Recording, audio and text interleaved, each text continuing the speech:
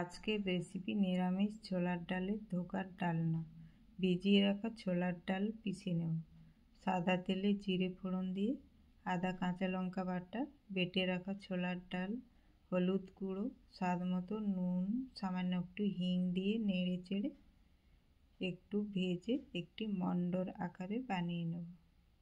এরপর প্লেটের মধ্যে সাদা তেল দিয়ে ওই মণ্ডটি দিয়ে খুন্তি দিয়ে চেপে চেপে একটু ছড়িয়ে নেব। চাকু দিয়ে কেটে সব ধোকাগুলো বানিয়ে নেব। এরপর সাদা তেলে লাল লাল করে ভেজে তুলে নেব।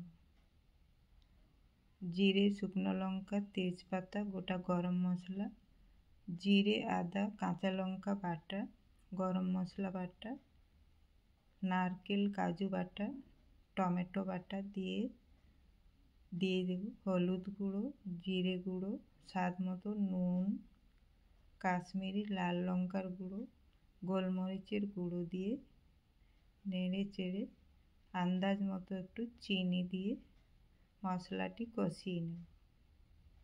2 কাপ মতো জল দিয়ে ফুটে উঠলেই ভেজে রাখা ধোকাগুলো দিয়ে 1 চামচ ঘি ধনেপাতা দিয়ে নামিয়ে নেব। তাহলে রেডি হয়ে গেল আজকের রেসিপি ছোলার ডালের ধোকার ডাল।